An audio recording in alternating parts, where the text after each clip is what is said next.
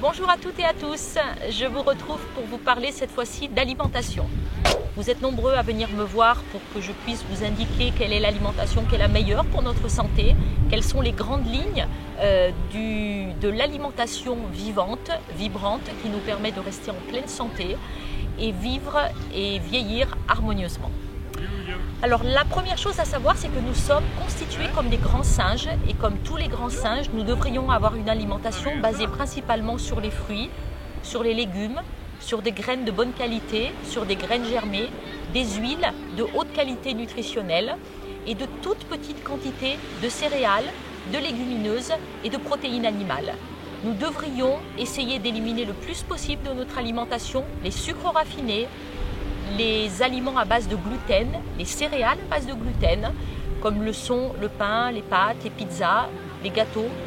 Ce sont vraiment des aliments qui vont contenir du gluten, qui va fatiguer notre organisme, qui va entraîner une perméabilité intestinale et à terme détruire la barrière intestinale qui est d'une importance capitale pour le maintien en pleine santé.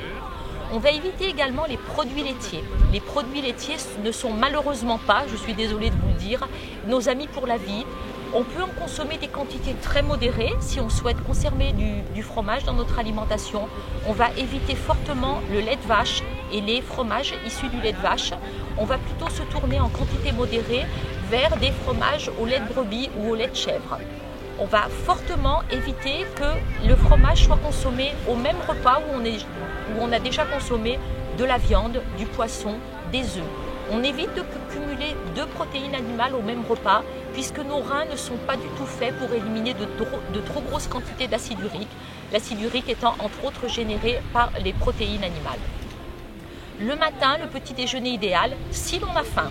Parce que si l'on n'a pas faim, on évite de déjeuner le matin. On n'est pas du tout obligé de prendre un petit déjeuner. Le petit déjeuner est facultatif pour les personnes qui n'ont pas d'appétit le matin. En revanche, si vous avez faim le matin, je vous conseille vivement ou bien de consommer le miam aux fruits. Le miam aux fruits a été mis au point par une diététicienne qui s'appelle France Guillain. La recette du miam aux fruits se trouve sur tous les bons sites internet. Il suffit de taper miam aux fruits et vous aurez une bonne recette de miam. Et si vous n'aimez pas le miam aux fruits parce que c'est long à préparer ou parce que c'est un petit peu trop complexe pour vous, vous pouvez consommer des fruits frais et des fruits secs. Une banane, une pomme, un brugnon, quelques amandes, des noisettes, des fruits séchés. En les mastiquant bien, j'insiste fortement sur une bonne mastication pour rester en pleine santé, entre 30 et 50 fois chaque bouchée, de façon à ce que les aliments soient littéralement écrasés, insalivés pour être parfaitement digérés, assimilés, puis à terme expulsés de notre corps. Donc des fruits le matin, au repas de midi, des crudités systématiquement pour commencer son repas, avec des graines qu'on a fait germer au préalable, une bonne portion de légumes cuits. On peut ajouter un tout petit peu de céréales sous forme d'une tranche de pain complet par exemple, ou bien 1 ou 2 pommes de terre, 1 ou 2 cuillères à soupe de légumineuses.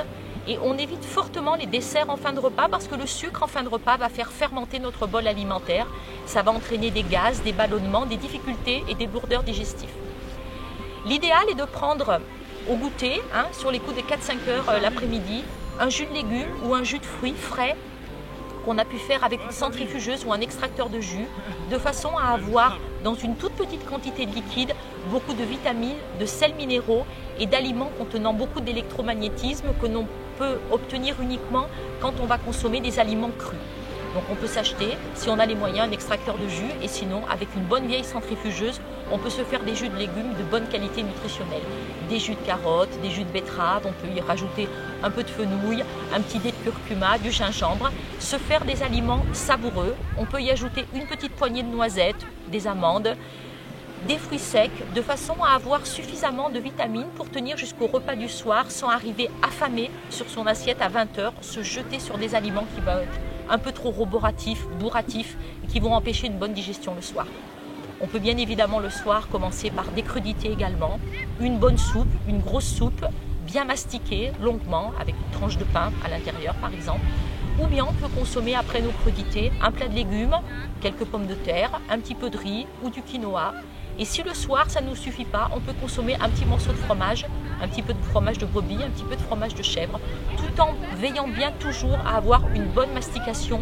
C'est vraiment la clé d'une bonne assimilation et c'est vraiment la clé d'une alimentation qui ne va pas être trop chargée en termes de quantité, parce que chaque fois qu'on va bien mastiquer, notre corps va prendre le temps de bien intégrer ce que nous avons ingéré, et quand il va être suffisamment nourri, il va nous dire stop, donc on ne risque pas de trop manger ou de se resservir inutilement. Vous pouvez me retrouver sur mon site internet www.evelyncasbarian.fr. À bientôt!